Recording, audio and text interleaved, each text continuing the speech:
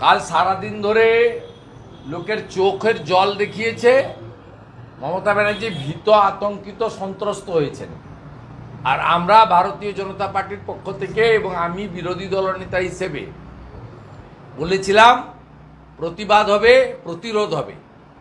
আপনি বলেছেন সরকারি জমি উদ্ধার করবেন, আপনার লোকেরা গরিব মানুষের পেটে লাথি মেরে হকার উচ্ছেদের নামে মানবাধিকার লঙ্ঘিত করছেন। আমরা চাই ফুটপাত দখলমুক্ত হোক, আমরা চাই নগরায়ন সুন্দরভাবে গড়ে উঠুক, কিন্তু কারোর পেটে লাথি মেরে নয়।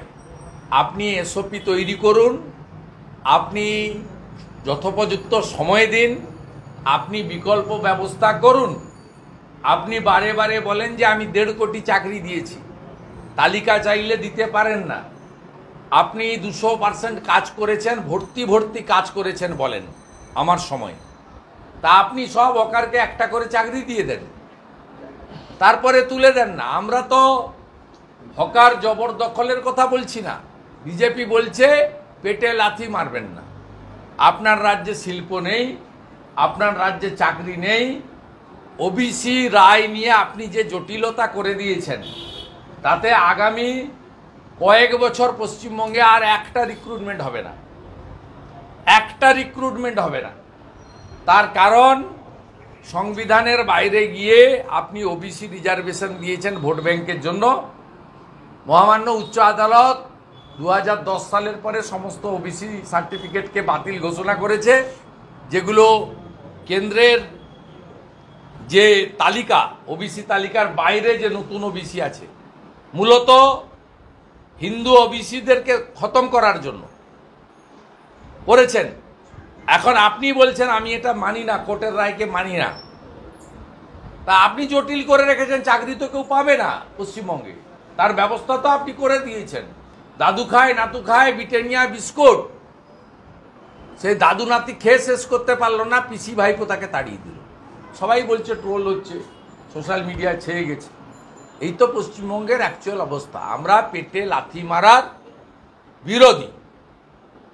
ভারতীয় জনতা পার্টি মনে করে সরকারি জমি উদ্ধার করা হোক, তার সুনির্দিষ্ট পরিকল্পনা, নীতি, যথোপযুক্ত সময়, বিকল্প ব্যবস্থা দেওয়ার মতো।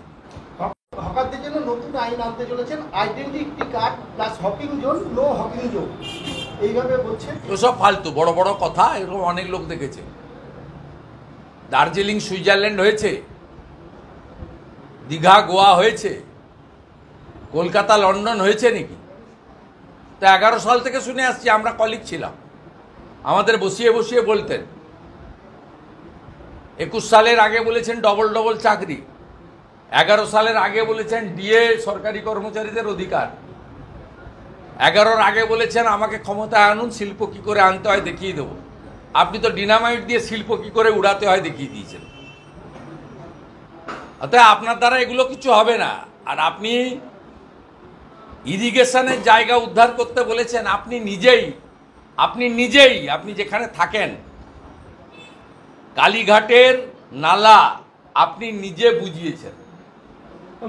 আপনার বাড়ির সামনে যে সভাগৃহ আছে, তার পিছনটা ভরাট করে হয়েছে টালি নালা। আপনার বাড়ির পাশে যে মিটিংয়ে যারা আসে, সর্বসাধারণের যে ব্যবহারের জন্য যে ল্যাবরেটরিটা, ওয়াশরুম, সেটা তো টালি নালা বুঝিয়ে হয়েছে। আমি তো তার সাক্ষী।